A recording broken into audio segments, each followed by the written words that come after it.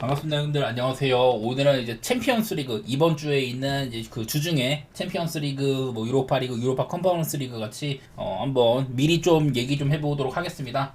첫 경기는 챔스 4강 2차전 인터밀란 대 바르셀로나인데, 인터밀란은 뭐 13경기 동안 9승 3무 달리다가 여기 있는 것처럼 이렇게 연패를 달리고 있습니다. 볼로냐, 밀란, 로마한테 지면서 리그에서도 2위로 밀렸고, 이 모든 대회 인터밀란의 3연패는 2012년 이후로 처음이었다고 하더라고요. 이런 와중에 지난 1차전은 특히 인터밀란이 시즌 중에 최저점일 때, 그때 이제 바르시아 원정을 떠난 거였는데 그래도 만족스러운 결과를 냈습니다.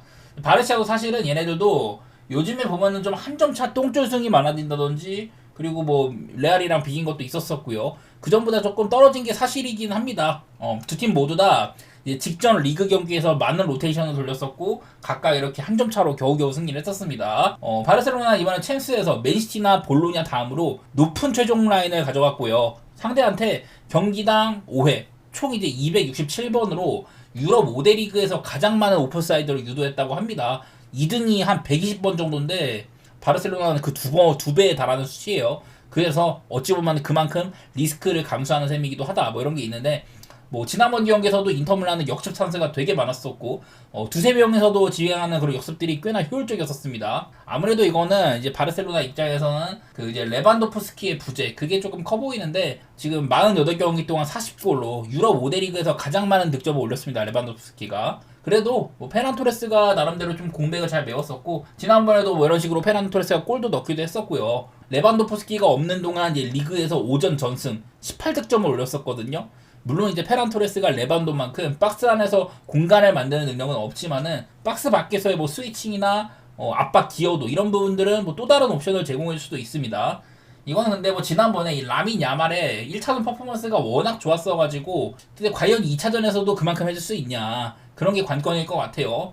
그리고 인터밀란은 지난 1차전에서 이 덴젤 둠프리스가 복귀하자마자 두 골 넣었었죠. 미친 활약을 했는데, 이게 근데 이제 바르셀로나가 이제 쿤데까지 햄스트링 부상으로 잃어버려가지고 이 부분은 좀 아쉬울 것 같아요. 쿤데는 지금 바르셀로나에서는 뭐 제2의 튀랑이다, 이런 표현이 딱 어울리는데, 범용성이 뛰어나고 뭐 수비는 물론 간헐적인 공격도 해주는 선수잖아요. 핵심 중에 핵심인데 쿤데가 없는 것들, 이런 것들이 바르시아 쪽에 손실이 조금 더 있어 보입니다. 근데 이거 뭐 여러모로 뭐 둘 다 뭐 잘했던 부분, 아쉬웠던 부분이 확실히 있지만은, 이 둠프리스의 골도 사실 이게 좀 세트피스에서 많이 나온 거였잖아요. 인터밀란이 확실하게 바르셀로나의 뭐 세트피스와 높이를 지배했었었고 역습도 효율적이었었는데, 글쎄 뭐 지난번보다는 뭐 야말 쪽의 견제를 좀 두텁게 한다면은 사실 바르셀로나의 공격적이기도 꽤 답답할 것 같거든요. 인터밀란 이런 3백 포지는 이 라민 야말에 대한 견제를 한 두세 겹으로 해줄 필요가 있을 것 같아요. 그러려면 뭐 라우타로라든지 이런 친구들의 수비 지원이 조금 더 돼야 된다, 뭐 이런 것들이 있을 것 같은데, 어쨌든 뭐 1차전 원정에서 맞닥뜨려봐도 인터밀란 입장에서는 바르시아 꽤 할만했었었고, 그 이제 바르셀로나 쪽에서 이제 두 차례의 원더골, 야말의 골이랑 그리고 이제 뭐 존모의 자책골이 되긴 했지만은 하피냐의 슈팅들, 그런 원더골이 아니었더라면 사실 실점 위기도 그렇게 많지 않았었거든요. 확실히 저는 2차전은 인터밀란을 좀 더 좋게 볼 만한 여지가 있어 보이는데, 프렌을 받았다면은 프렌이 좋은 선택지일 것 같아요. 자, 그리고 이제 파리 생제르맹 대 아스날 해보겠습니다. 솔직히 저는 지난번에 분석할 때 여러 가지 뭐 자료들 가지고 오면서 아스날이 이길 줄 알았거든요. 뭐 이제 여러 기록이나 뭐 점유율을 내주고 나서도 풀리그에서도 아스날이 파리를 2대 0으로 이겼다고 했었잖아요. 뭐 세트피스 같은 것도 그렇고 아스날이 웃어주는 부분이 좀 많아서 그랬는데, 뚜껑을 열어보니까 4분 만에 파리 생제르맹의 첫 골이 나왔었고, 아스날의 뭐 이런 훌륭한 홈성적이나 뭐 그런 것도 쓸모가 없어졌습니다. 아스날은 그 경기가 시즌 세 번째 홈패배였었고, 홈에서 이제 무득점으로 마무리가 된 것도 세 번째였다고 합니다. 그래서 되게 좀 흔치 않은 경기였는데, 뭐 내용 면에서도 사실 뭐 아스날이 주도권이 없을 거는 예상했었어요. 파리의 이제 비티냐라든지 네베스, 이런 애들이 주도하는 이런 점유 축구가 조금 더 우세할 거다, 그런 얘기 예상을 하긴 했는데, 아스날의 패스 성공률이 81%로 정말 형편없는 수준이었었고, 이거는 파리가 강력한 전방 압박으로 상대한테 이제 높은 하이 턴오버를 유발을 합니다. 이 하이 턴오버라는 거는 하프라인 밑에서 볼 탈취, 그런 거를 해내는 거거든요. 그러니까 상대의 수비를 이 강력한 전방 압박으로 막 압박을 해가지고 상대가 하프라인을 넘기 전에 볼을 탈취하는 걸 하이 턴오버라고 하는데, 아스날 수비진이 지금 부상이 너무 많아가지고 키비오르 같은 애들, 이런 애들, 얘는 얘 압박 대처가 되게 구리거든요. 토마스 파티가 없는 것도 그렇고 이런 것들이 분명 작용했을 것 같습니다. 그래도 이제 뭐 아스날은 이날 마르티네니라든지 뭐 트로사르의 이런 찬스 같이 좀 동점골을 넣을 기회도 분명 있었거든요. 둘 다 사실은 그 두 번의 찬스 모두 다 페널티킥보다 가까운 거리였었는데 돈나루마가 막아냈죠. 돈나루마는 이날 이제 세이브가 5개로 올 시즌 이제 챔스 최다 기록과 타이 기록이고 챔스 역사상 03-04 시즌 이후 실점 없이 기록한 최다 선방 기록이라고 하더라고요. 어쨌든 돈나루마가 엄청난 실력을 과시했다 뭐 그런 건데 사실 뭐 그렇다고 해서 파리가 마냥 운만 따는 것도 아니었었어요. 후반전에는 뭐 바르콜라라든지 뭐 하무스 이런 친구들한테도 벌릴 기회가 왔었었고 후반 초반에는 이 미켈 메리노의 오프사이드가 선언된 프리킥 헤딩골 그런 거에서 본 것처럼 좀 얘네들도 세트피스에서 확고한 차이가 있긴 하거든요. 아스날 쪽이 조금 더 유리한.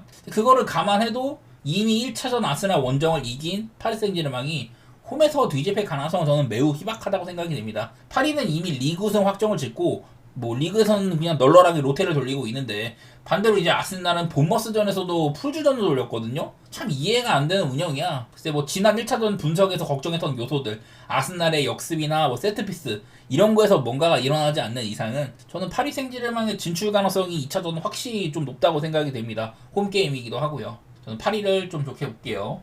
다음으로 이제 보데 대 토트넘인데 유로파로 가보겠습니다. 지난번에 제가 분석할 때도 말했던 내용이지만은 이 보데는 유럽 대항전에서 확고한 홈 원정 차이를 보이는 팀이에요. 얘네들이 이제 클럽 역사상 유럽 대항전 이제 홈 경기는 29승 1무 5패, 29승 1무 5패인데 이제 비교적 최근 이제 유로파나 유로파 컨퍼런스 리그 같은 것들은 이제 2020년대에 대해서는 좀 많이 나왔었고 이 가운데서는 뭐 괜찮았다고 합니다. 29승 1무 5패로.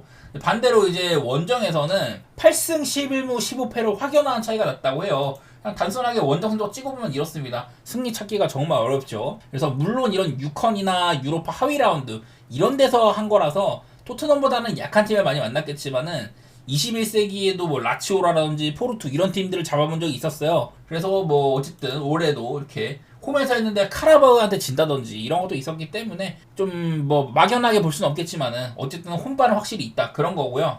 단순히 저는 이런 홈발 때문이라도 이 경기에 좀 조심해야 된다고 생각이 됩니다. 토트넘이 이미 1차전을 여유있게 이겼기 때문에 지난번에 이제 또 웨스트햄전도 로테 많이 돌리면서 이 경기를 준비를 했다고는 하는데 이런 홈발이 좀 센 팀들은 저는 원정에서 굳이 뭐 무리할 필요는 없을 것 같고 그런 것들은 이미 올 시즌 유럽 대항전에서 많이 나왔다고 생각이 되거든요. 1차전을 크게 이긴 팀이 2차전에 무난하게 뭐 승리하는 빈도 이런 것들이 많이 없고 2차전에는 고전하다가 올라간다든지 그런 그림들이 되게 많이 나와가지고 저는 토트넘 배당이 좋다고 해도 안 건드리고 싶어요. 꼭 간다면은 토트넘의 햄무 정도? 그 정도는 그냥 고배당으로 뭐 찌를만 하다 그 정도만 얘기를 해보고요. 자, 다음 이제 메뉴 대 빌바오입니다. 제가 지난번에 얘네들 1차전 맞대결을 두고 메뉴는 이번 시즌 유로파 6승 6무 무패 그런 팀이고 빌바오는 유로파 홈 6전 전승 이런 팀들의 대결이라고 했었는데 기록면에서는 큰 충돌이 있던 셈이죠. 경기는 다소 싱거웠었습니다. 그냥 이 빌바오는 다소간에 좀 김 빠지는 선제골을 먹힌가라고는 쳐도 그 전까지 결정적 찬스도 2번이나 있었거든요. 분위기가 나쁘지 않았어. 근데 이제 두 번째 실점 때 다니 비비안의 멍청한 파울에서 나온 퇴장이랑 페널티킥 거기서 그냥 게임이 터져버린 것 같아요. 그 다음부터는 그냥 볼 게 아예 없었습니다. 이미 뭐 한 명 퇴장당하고 뭐 경기는 2대 0이었었고 이 정도 차이는 2차전은 올드 트래포드에서 뒤집는 건 저는 불가능하다고 생각을 합니다. 메뉴가 2차전도 편하게 갈 가능성이 있어 보여요.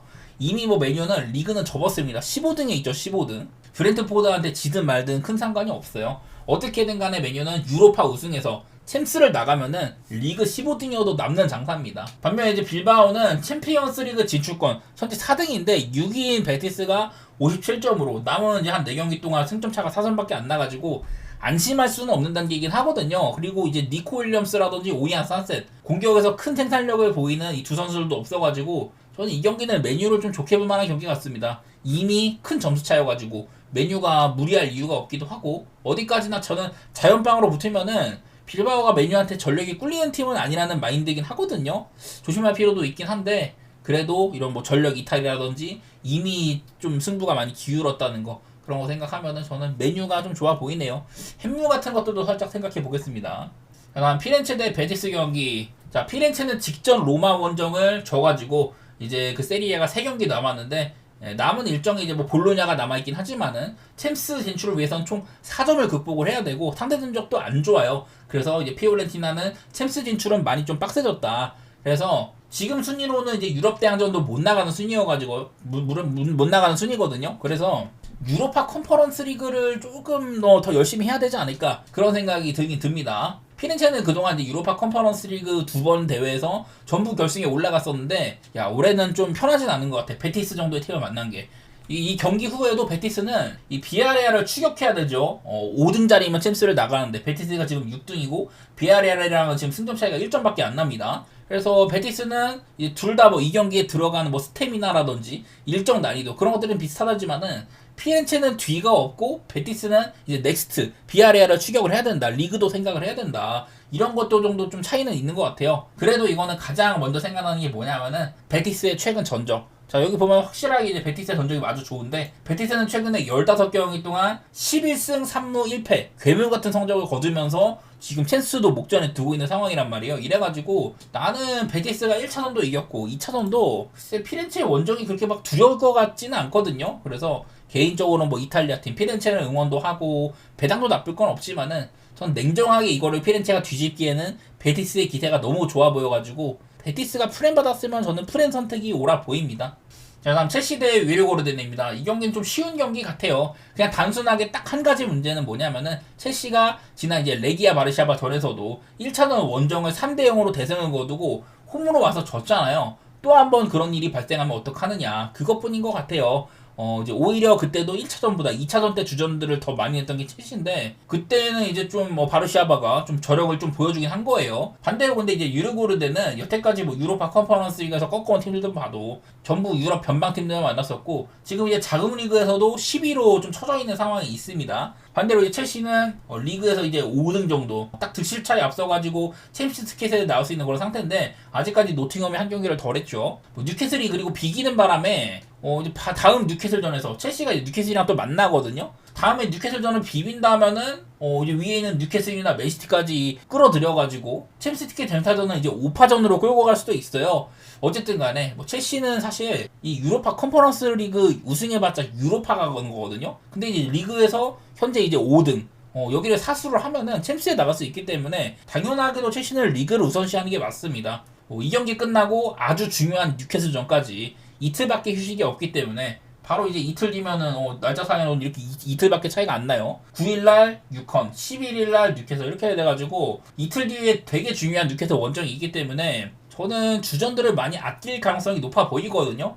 이미 좀 3점 차나 나고 롯데를 돌려도 충분히 앞설 만한 전력이어가지고 저는 유르고르덴이 사실은 뭐 희망이 별로 없다고 생각을 합니다. 근데 직전 레기아전을 생각을 하면은 이건 첼시가 홈이어도 그렇게까지만 욕심은 안 나는 것 같아요. 저는 뭐 패스가 정신 건강에 좋지 않을까. 이틀 뒤에 뉴캐슬전이 훨씬 더 중요하다. 이런 얘기만 드려보도록 하겠습니다.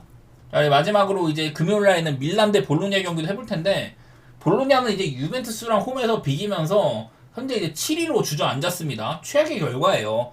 같은 날 이제 로마랑 라치오는 승리를 했고 피렌체는 져가지고 경쟁에서 탈락한 모양새인데 이 지금 보면은 유벤투스, 로마, 라치오 이렇게 세 팀이 승점 63점으로 동률이죠. 다다 동률 시에는 골격실로 유벤투스가 1등이 됐고 볼로냐는 이제 뒤쪽에 있는 팀 로마나 라치오가 자빠지는 거를 기다려야 되는 그런 상황에 놓여 버렸습니다. 그래서 이 무튼간에 아직도 볼로냐는 희망이 뭐 없는 거는 아니에요. 챔스를 그래도 나갈 수 있는 가시권에 있는 편인데 하필이면은 밀란처럼 되게 까다로운 상대를 만납니다. 밀란은 얘네들이 이제 3백으로 변신을 한 이후에 아탈란타한테 한번 진 거 빼면은 밀란 더비도 대승을 거두고 강등 로이드를 제대로 빨았던 뭐 베네치아도 잡기도 하고 특히나 이제 좀 시즌 막바지 때 밀란이 좀 기운을 차리는 모양새가 있거든요. 글쎄 뭐 볼로냐에게 이 경기에서 뭐 승점을 버는 게 얼마나 중요한지 이해는 되긴 하는데 이게 볼로냐가 홈도 아니고 밀란 원정이면은 제가 지금 확인하는 바로는 밀란의 배당이 꽤나 좋아 보이거든요. 아직까지 이제 제가 이 녹화를 하는 현재 제노아 원정 결과가 밀란이 아직 안 나왔는데 저는 이것도 밀란이 요즘 기대상으로는 특히 뭐 3백 변모 이후로는 실점도 많이 안 하고 공격력은 대폭 배가가 되는 것들 이런 것들 생각해갖고 밀란을 좀 좋게 보고 싶었는데 이 경기도 저는요 볼로냐한테 그렇게 희망이 많아 보이진 않아요. 지난번에도 볼로냐가 유벤투스랑 싸웠을 때 사실 축구는 되게 잘했거든요. 경기는 잘했는데 볼로냐가 이 경기를 밀란 원정을 잡는다? 저는 잘 모르겠네요. 저는 어쨌든 간에 좀 볼로냐가 편한 경기는 아닐 거라고 보고 개인적으로는 뭐 밀란의 승리나 햄모 그런 쪽으로 생각해 보도록 하겠습니다.